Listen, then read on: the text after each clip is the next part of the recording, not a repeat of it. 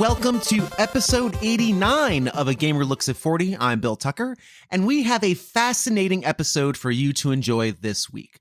With football season well underway and hockey just starting up, my thoughts drift toward the games of yesteryear. Now, street hockey was part of my culture growing up in New Jersey, but the closest I got to the gridiron was my high school's marching band drumline. My best escape to at least pretend I was athletic was video games. And there wasn't much better than Madden and EA NHL. In part one of our two-part conversation, I chat with two of the architects of the original Madden games, Troy Lyndon and Richard Hilleman. Both of these pioneers were instrumental in setting the groundwork for what is currently one of the best-selling game franchises on the planet. Next week, we're going to talk EA NHL hockey on the Genesis, but for now, let's lace up those cleats, strap on our shoulder pads, and carefully blow the dust out of those ancient cartridges as we explore the origins of EA Madden with developers Troy Lyndon and Richard Hilleman. Look at this defense. The guys aren't in there. Get in there. Get my guys in there. Former NFL coach John Madden has lent his name to a Sega football game with 17 different teams and more than 100 plays. I can't stop them. I can't stop this team. Touchdown! You just can't play a game where you have an offense against a defense. You ever say, what down is it? First down? Boom, I get these guys. Boom, boom. Second down, these are the things you do in second down. Good blocking, huh? This game is geared toward a different market than Nintendo, according to the senior editor of Game Pro magazine, Mike Myers. Right now, 35% of the market are adults, men over age 18, and they want sophisticated sports games, things that are going to challenge them. Lakers versus Celtics and the NBA playoffs is another game that shoots for realism. Players can slam and jam their way through the playoffs just like the pros. Charging. All right, fellas. Well, thank you so much for taking some time today to talk about your involvement in the early EA days when EA Sports was just starting to get rolling. But before we get started with that conversation, I'd love to hear a bit of your background, how you got to that point, some of your start in game development, and how the two of you kind of came together. It sounds like to start with that Madden project for Genesis. So, Troy, if you want to start off, I'd love to hear kind of where you started off. Okay. Well, I wrote my first game when I was 13 for the TRS-80. Ended up going to work for Scott Orr after doing a project for Datasoft. I mentioned Scott because he was on the Madden design team and spent more time with Rich after that. So his name will probably pop up a little later. Mm-hmm. I had developed a game with Scott called, I did the menus for a game called GFL Football. Scott was an innovator in the development as a designer and a company called GameStar, which was then actually acquired by Activision. Mm-hmm. And then my then partner, Michael Knox, was the developer of TV Sports Football. He had come from Cinemaware. And then I had been involved in Monday Night Football for Data East, again with Scott Orr. And Mike and I did that game together. And I believe, and Rich, you could correct me if I'm wrong about this, that EA was sufficiently pleased with our work on Monday Night Football and sought us out to develop a football game. At the time, I don't think it was Madden football. It was just a football game. Does that sound right, Rich? It was already Madden by then. So it was. You knew it, but we didn't know it. Oh, no. Troy, it shipped. The Apple II version shipped in 1988. Yeah, I'm kind of a different guy than Troy, I guess. So I've worked in two businesses. I've been in the video game business, and I before that I worked in the nuclear weapons business. So I spent 4 years working at the Nevada test site outside of Las Vegas. My joke about that, my standard joke is, all I have to do is work in the porn industry, and then everybody will hate me.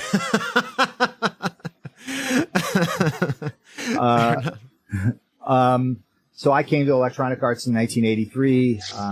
I got hired because I could solder, from what I can tell. So I made cables and copy disks and applied copy protection. And kind of over time, what happened is I got involved in other things.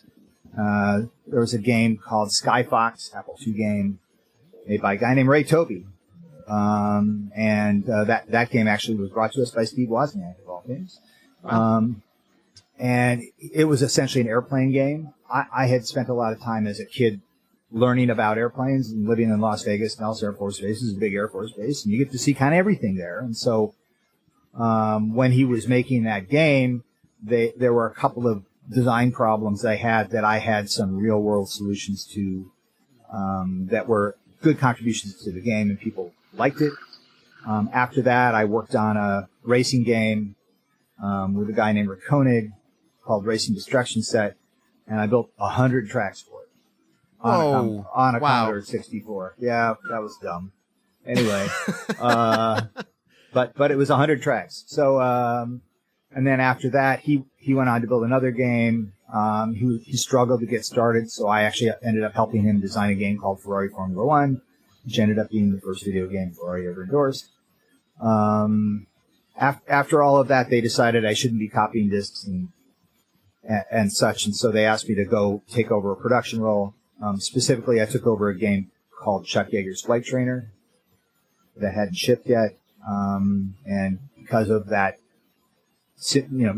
airplane background, making simulations was kind of a natural for me. I had the good fortune or bad fortune, depending on how you think about it, that the very first game that I made was #1 in the country for the year. And wow. No pressure on the follow-up there. Yeah, right. So anyway, I ran the Sims business for quite some time. They had a different individual who's responsible for the sports business, actually a couple of different ones. And so almost 3.5 years later, or 3 years later, Trip Hawkins came to me and said, I'd like you to take over the football game and get it finished. And he had fired the previous 3 producers, so I felt like it was going to be important to ship that product.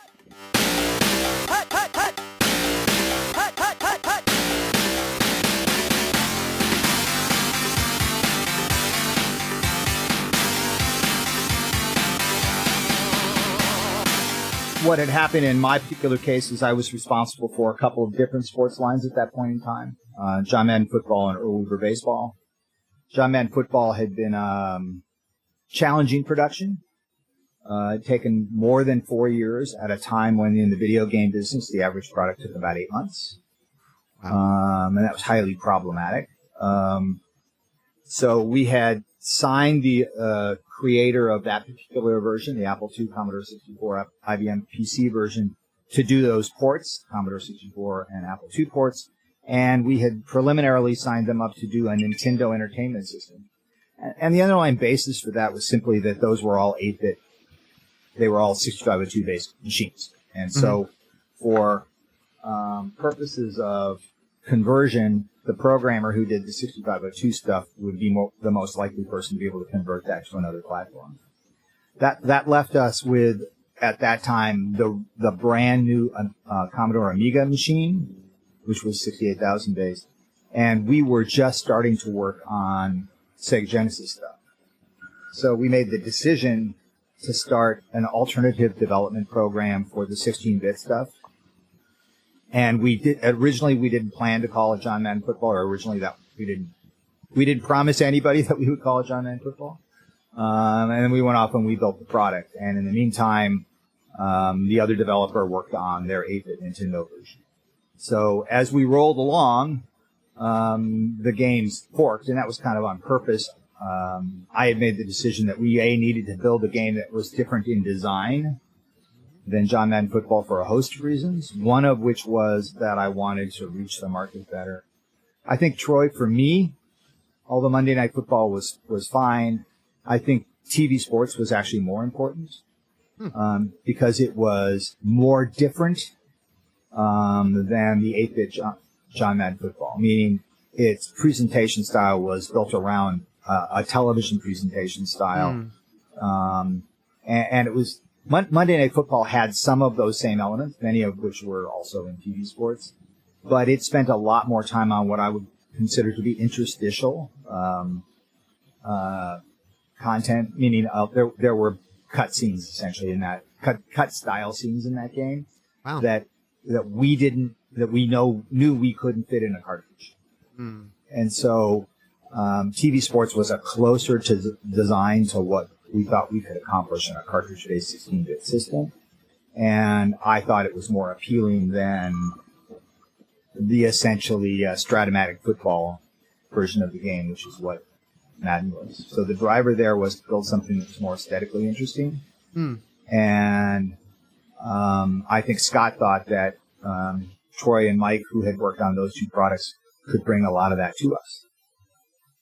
I think that's a really interesting concept that you had those different concepts, right? Because again, Madden is very simulation, designed with that in mind. It was designed alongside John Madden, if I'm not mistaken, right? Well, it's a longer story than that. Yeah, I was reading up on some of it. Yeah, but so I grew up in Minneapolis, among other places, Las Vegas also. But I grew up in Minneapolis, and my football team when I was a kid was the Vikings, and my favorite player was a guy named Joe Cap. So you don't know who Joe Cap is, but do you remember? You ever heard of the band game from Stanford and the band is on the field game? You remember that? Yes, vaguely. Yeah. So Cal won that game versus Stanford. They beat John Elway, much to his chagrin, kept him out of a bowl game, pissed him off for the rest of his life.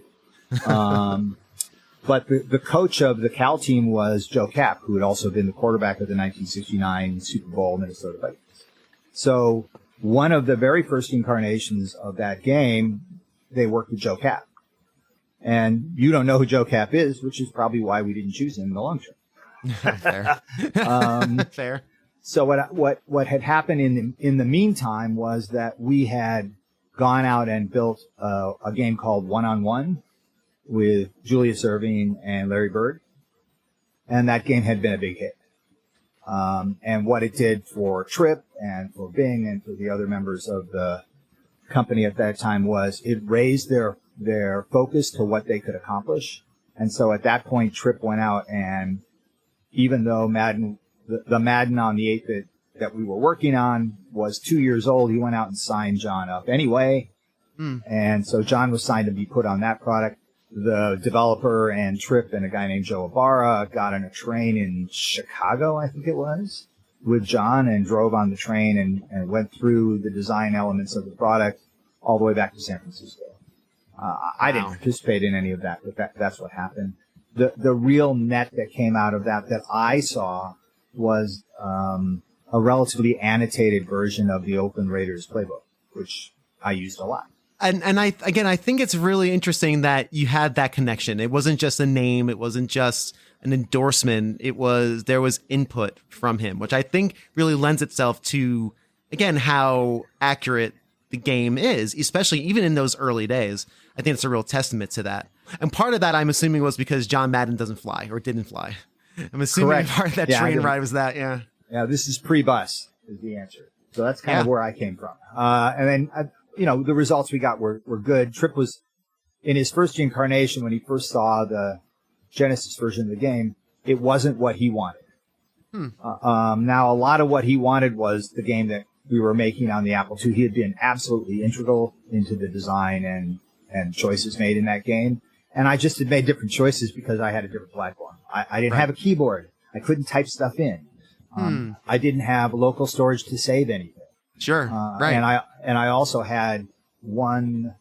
Troy, correct me, but I think I had a quarter of the size of a.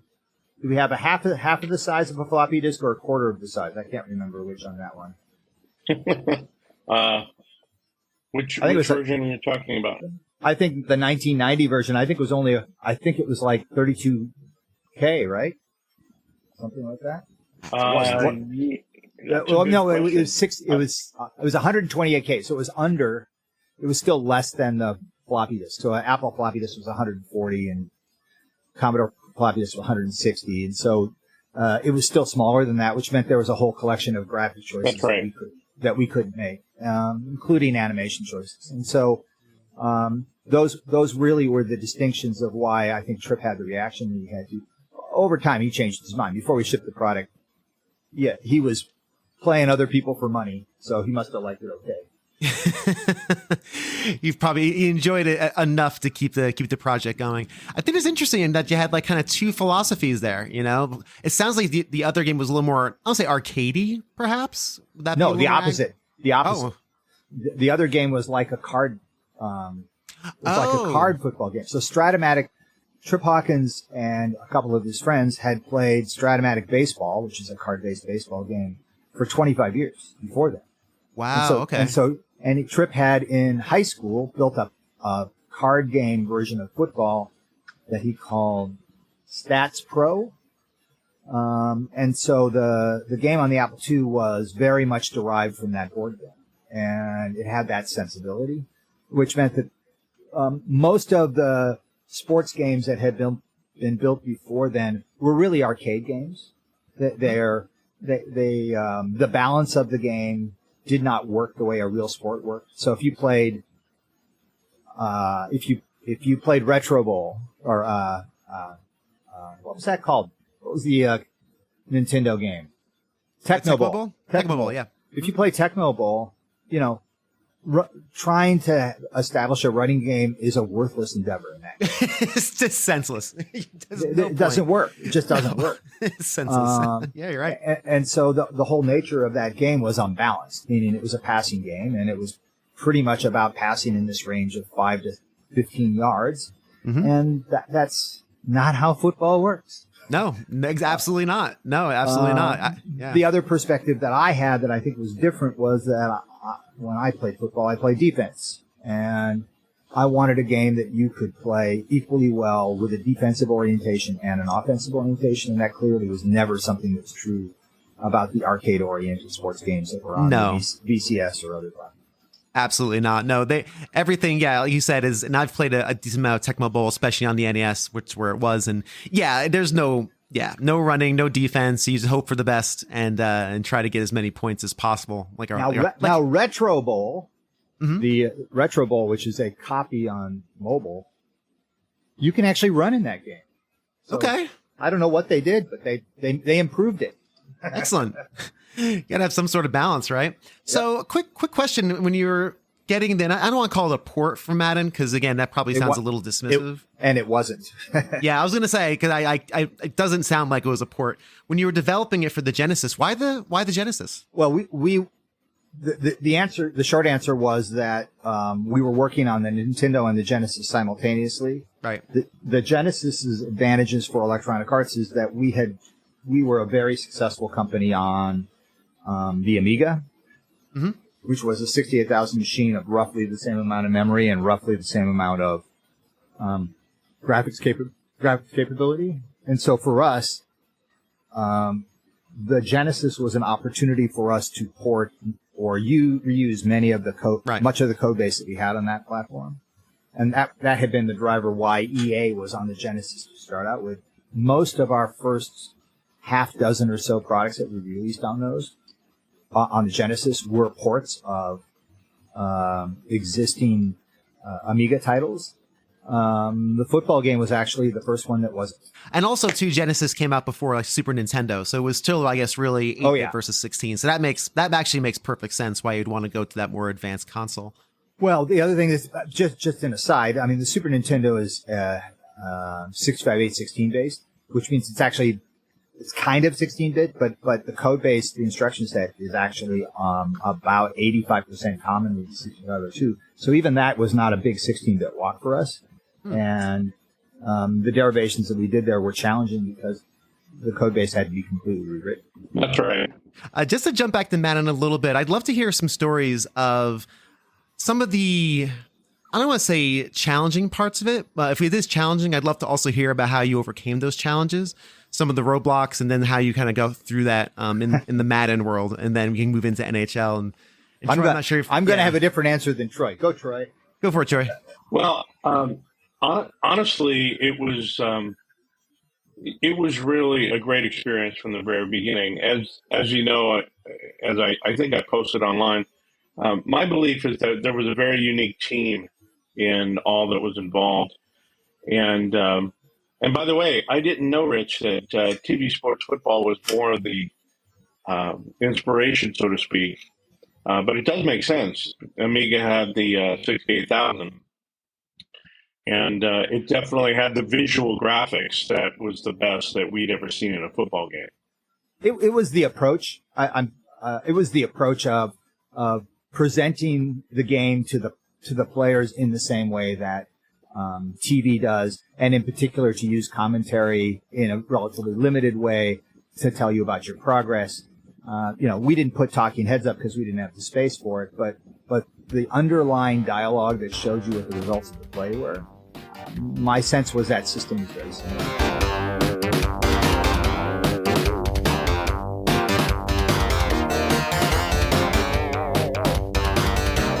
Just want to send a hearty thank you to my wonderful patrons for their financial support and listenership, because without them, this show is not possible.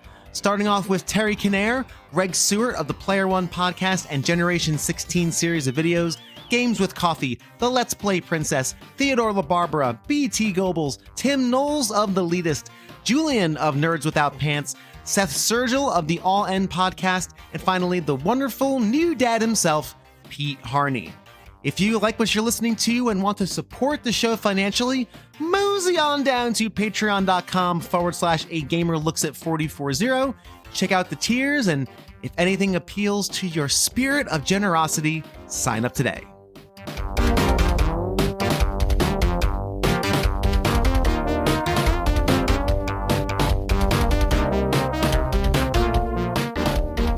So at that point in my career, I had developed probably, I want to say, over about 20 games probably.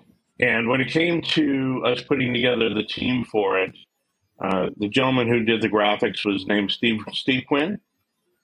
I believe he's still with us.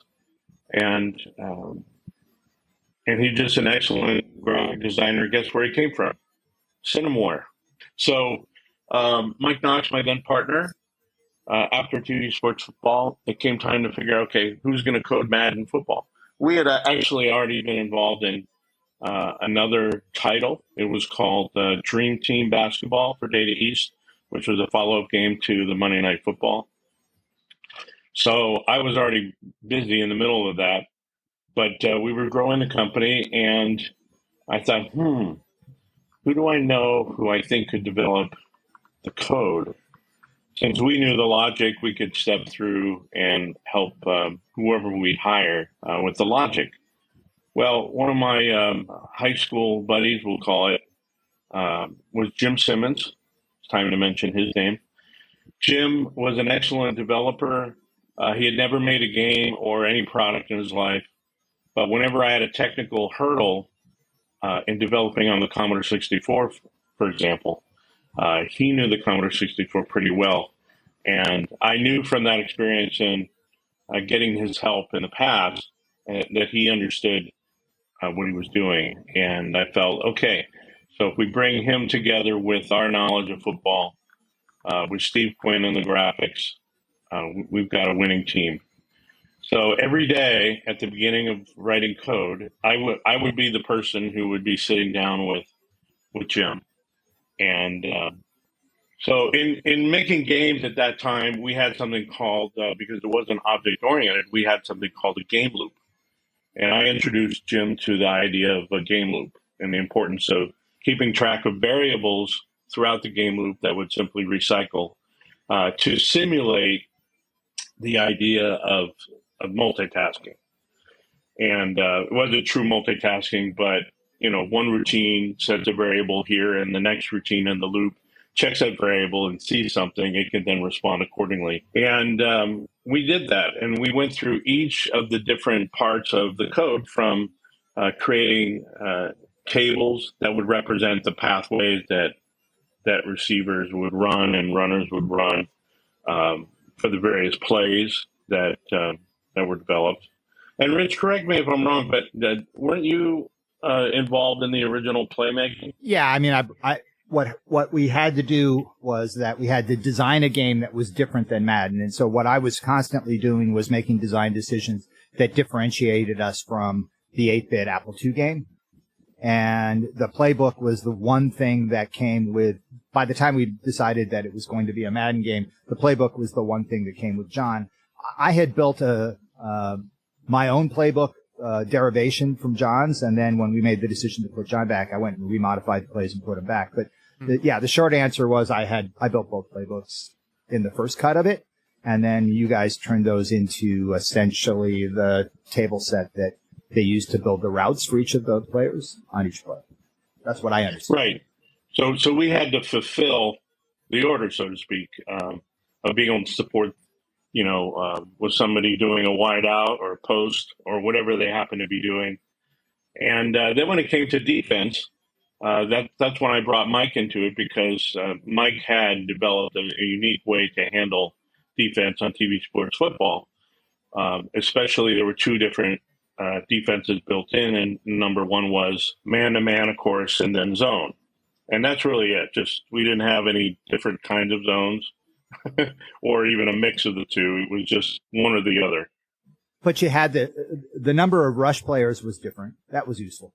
Okay. The number, yeah. Because you had blitzes and everything else, so you could rush as few as 3 and as many as I think we did a 4-6 rush, so there would be a 7 or 8 or an 8 blitzer rush, and that was a lot of. By the way, that was completely unique. There was no football game that really gave you control of the pass rush to that point, other than as an individual player. At least that's what I remember, right, Troy?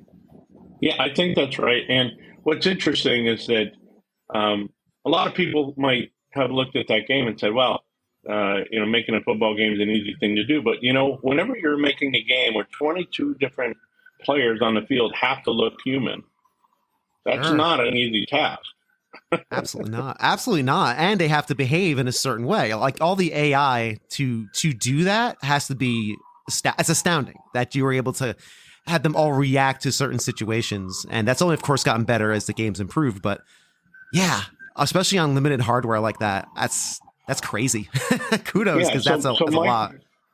So Mike and I, we were growing our company, and one of the things that we were very good at was processing of artwork, especially because of our work on the PC. We had written a lot of tools for how to do that. So when we set up Steve to be able to work on the graphics for this and then to cut them properly, that was an important part of the coding. The next person I want to bring into this was Scott Orr, because Scott had always wanted to do a 3D game. If you look back at the original GFL football, he really had the vision, I would say, before any person I know on Earth, of really getting a football game that was 3D. And I believe GFL was the first game to integrate something called Helmet Cam.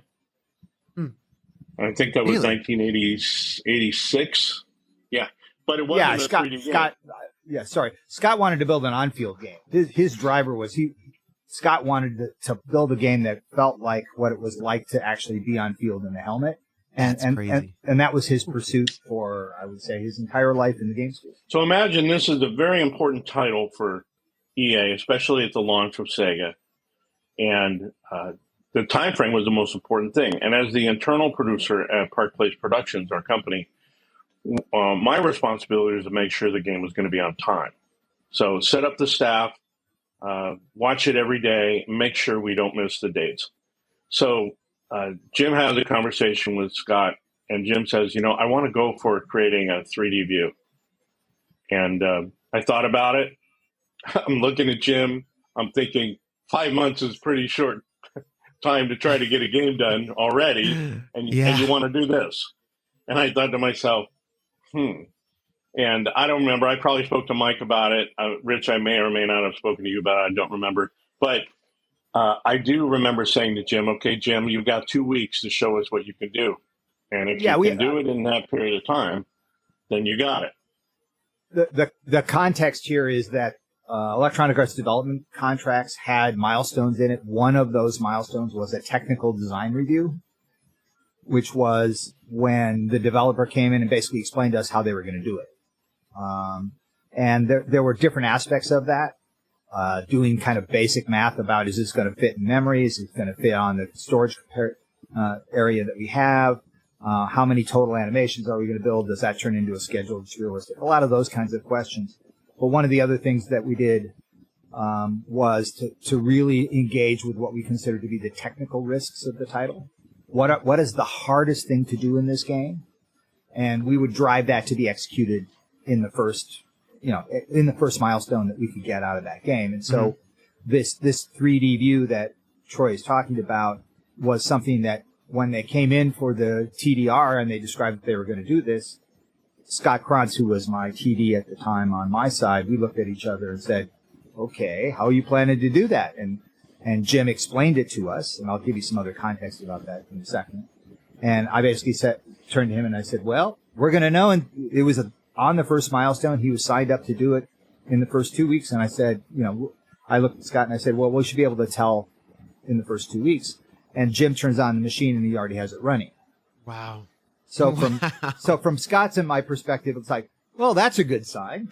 Sure. That sounds great. Fantastic. So there were two things about that meeting that are important, and I think Troy is aware of this. I don't think this is a surprise to him.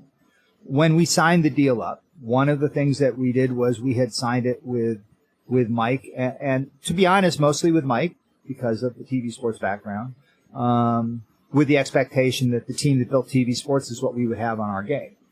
And so when we had the technical design review and Jim showed up, we were, I would say, unpleasantly surprised. That wasn't what we were expecting.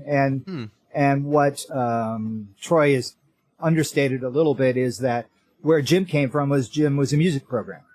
So one of the reasons he was so intimate with the Commodore 64 was to make great music out of the SID chip, which was by far the best audio chip in the 8-bit world. You had to be very aggressive about how you use the computer to drive it. And so when we learned at the beginning of that technical design review that Jim was a music programmer, Scott and I already had some very high skepticism about everything after that. But that was really turned around by that demonstration, meaning that it's easy to be skeptical, but then when somebody shows you that they can do something, you go like, okay, well, yep. we'll go to the next step then. That's the proof, right? Yeah. Right. Well, it's the first step of the proof. Sure. There are, Troy, the early days of the video game business was filled with 90%ers, which are people who could finish 90% of the game and couldn't finish the last 10%. And wow, it was interesting. And it was the bane of our existence at the time, because most games at that time were built by individuals, not by teams, and so we were really subject to that more than average. So I don't want to say that we knew we were going to be great just because we saw that one demonstration. We were still subject to the 90% risk, but we went from being very skeptical to optimistic by the end of that.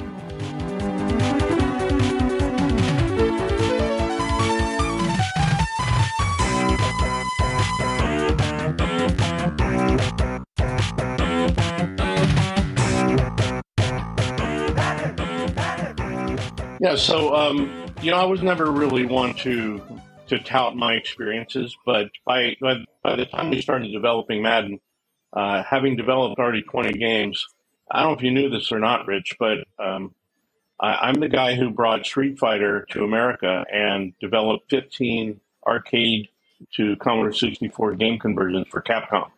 Oh, great. Good. I mean, I don't remember if we talked about it then. It's been a while. Yeah, no, I've never been one to tout my experience. But that's part of the reason I had so much focus on time frame and deadline and schedules, and why I only gave Jim 2 weeks.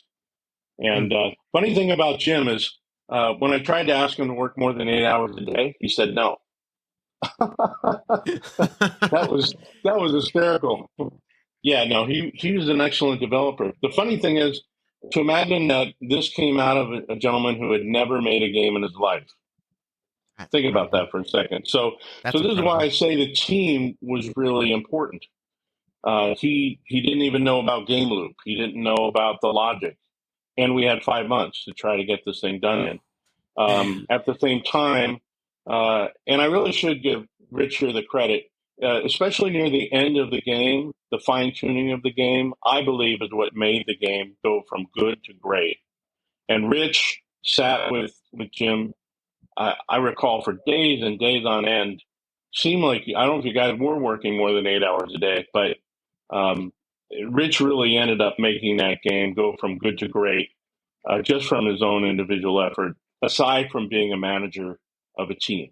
What I think is important to understand is that when I made John Madden Football, among other things, that my perspective on that was somebody who'd always built simulations before. So a few years before, I'd worked on a game called Chuck Yeager's Flight Trainer, which was a very kind of straight flight simulator. And then I designed a game called Ferrari Formula One that I think wasn't even, it was finished by then, but barely.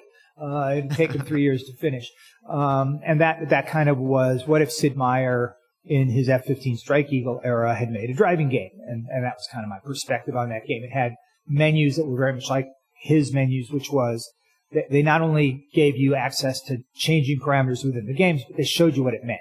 And so in my case, if you changed a wing, it was a wind tunnel. In Sid's case, if you put a missile on the airplane, you clicked on the missile, it went on the airplane. What we shared in common was that kind of systems orientation, which was that we're going to build the system first, and then we'll build these other things to talk to the system. And so the John Madden Football that existed before, and pretty much every other sports game that existed before, didn't really work that way. They weren't systems. They were often what I would call canned event systems, which is, if I do this and this, this happens. And Gotcha. I'm going to pick on somebody that's really not nice here, but I'll do it anyway. There's a game called XOR Football that was made in Minnetonka, Minnesota, which is a place I used to live. Mm-hmm. And it was X's and O's on screen. But what was clear was the system that ran when you ran the plays and the system that tried to be a model of football were disconnected.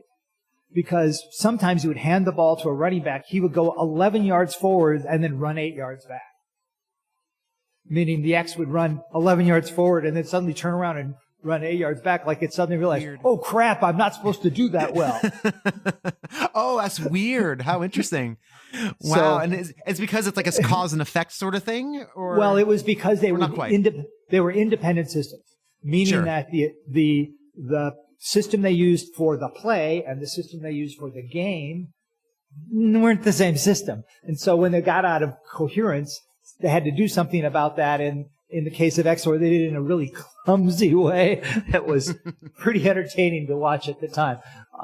So my perspective coming into both of those games was that I had to take seriously how the system expressed itself on the screen. The other thing that was important was I had worked on other products that had tried to go from 8-bit Apple II or 8-bit Apple II Commodore 64 style products, and we tried to take them to Nintendo.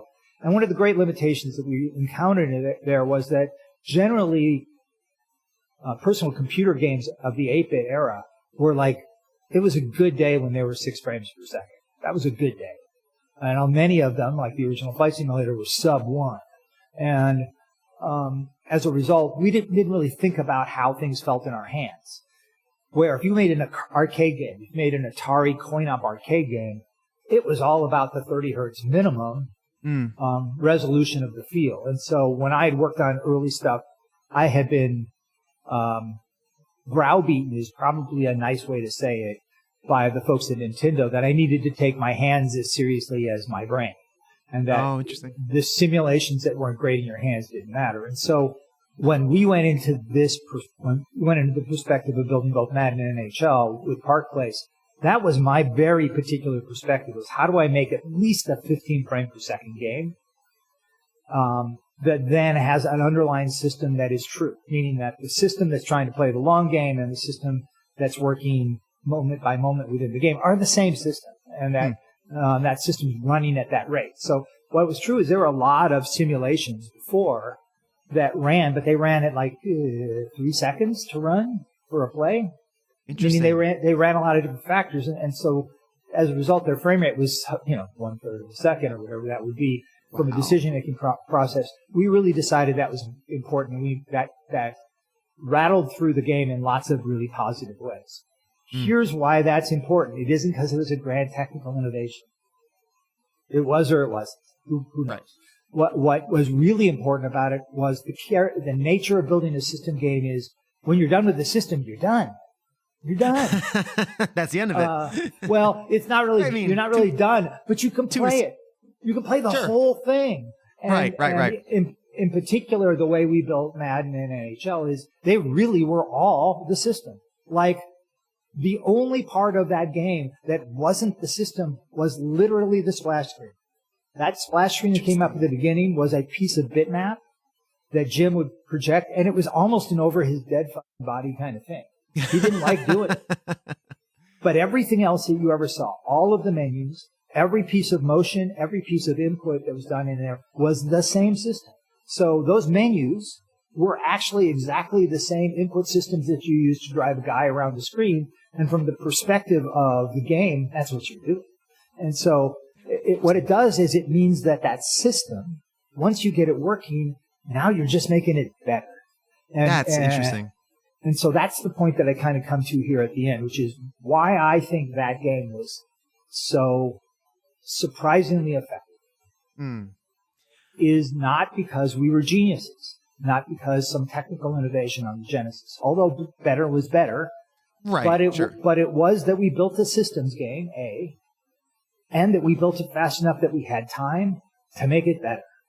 And in order to make it better, we had to have a couple of other things. So number one is we had to have a data-driven code base. So one of the things that game inherited from the other games from John Madden Football and earlier baseball was that there was the system and then there was the data. And the data was like the player ratings, as an example, or the plays. And it meant that was stuff that I could go change all of that and not change the system. So the code that Jim would give me on a Thursday, I might make 85, 90 different versions of the game between them and the following Thursday. And probably on Tuesday, I'd say, okay, here's the best one. And here's some bugs I found, which would be because I would be trying to make these two teams, trying to make the New York Jets be as bad as they were, and trying to make the New York Giants that year as good as they were. And that meant that I had to, within the limitations of the system, but mostly within the limitations of the data, that I had to make that be true. And suddenly what happens is this particular running back can now not be stopped. Meaning he just runs people over. Nobody tackles him at all. They just, all tackles are failures the whole length of the field. Wow. So we would find those kinds of bugs. But what's great about that bug is you fix it, you never see it again. Meaning because it was all data driven. It's a systemic bug. Once you fix the system, it goes away. Where if I'm building one of those other games, I have a bunch of these, this plus this equals this behavior. And every one of those behaviors is separate. And so it means any change, any bug, I got to rattle through 75 different outcomes. That's very interesting. And it means I don't do it. It means I don't do it because it's too much. So the net result here was two things made that possible. Number one was the system design that had data disintegrated from the rest of the game in such a way that we could change it, number one. And then number two, a piece of hardware that Electronic Arts uniquely had at that time, something we called a RAM card. And I don't know how much has been written about this. It is kind of interesting to talk about. So the other piece of background there is Electronic Arts did not buy, purchase, use, or ever have access to Sega's development system. We didn't care. Wow. We did that for a reason, which was that we went and used a process to understand the Sega Genesis in such a way that we didn't have to sign their confidentiality agreements to get access to that information. As a result, it gave us a position to deal for a better deal with them, which happened. So, but the net result of this was that we built the system that we wanted, not one that they wanted, and not one that came from their world. So Sega, before the release of the Genesis, had released a Master System, but at their core, they were a coin-op company.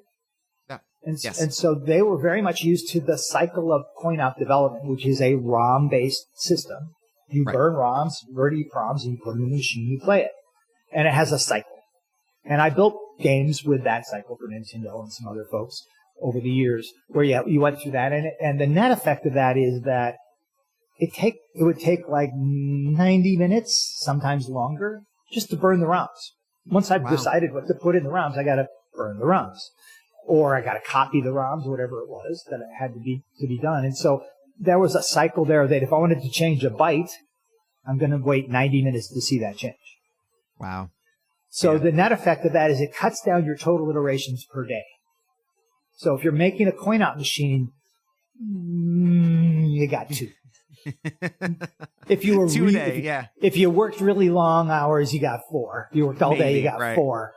For me, because I had a RAM card, I was doing the same thing where the development machine that we would run on, we would put this thing in, which was a piece of RAM-based memory and some batteries that emulated what the ROM was going to look like in the game that we shipped.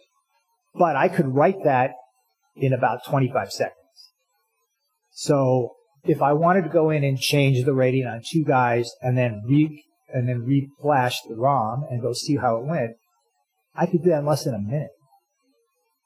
When I can change a game 50 times a day, I can really polish it. I can also try stuff. It doesn't even work because I don't care. I got so much, I got so many cycles I can't. So the underlying point there was, from my perspective, that the reason those 2 games were so good was simply because that iteration was possible. And because we were systemically oriented coming out of simulators to do the debugging and shipment of that game in that way. So I think Troy kind of alluded to that. We spent a lot of time polishing to make that game.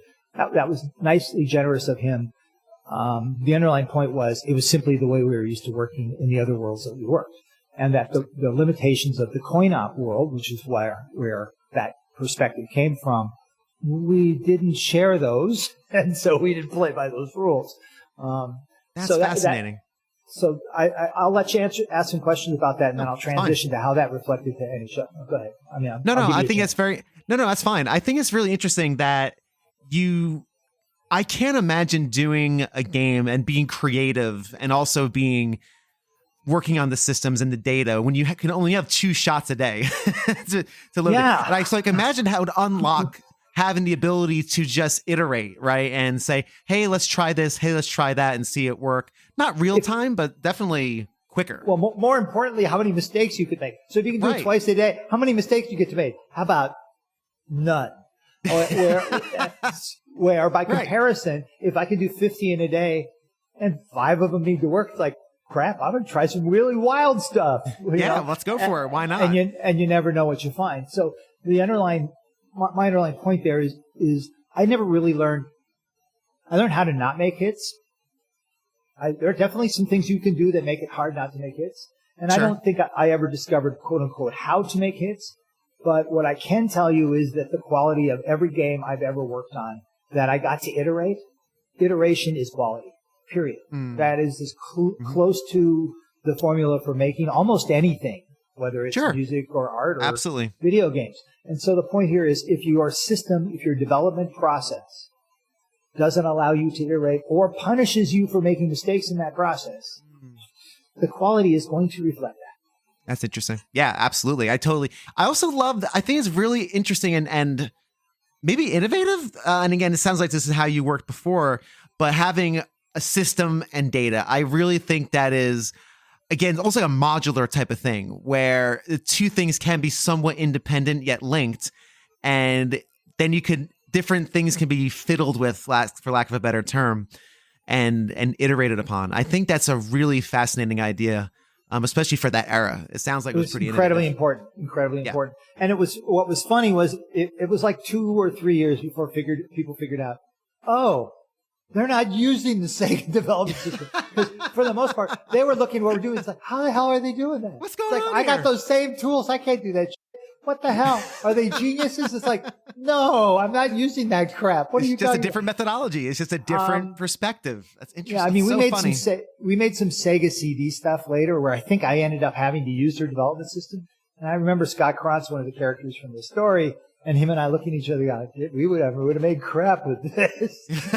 We wouldn't have even bothered. So Well, it had a completely different perspective than we had. Different methodology. Yeah. Right. That's what it sounds like. Even Chuck Yeager was data driven, meaning the airplanes and the locations were data sets that actually were created in a spreadsheet in that case. But That's interesting. so the underlying point is that's just how we thought about it. And by the way, that's called good data management circa 1974 IBM. Meaning Right. You had your program, your deck, and your data deck. They weren't the one deck; they were two different decks. so it's from my perspective, you're right. It wasn't. To me, it didn't feel like innovation. It's like, well, why are you doing it the other way? I don't understand. so it had that perspective.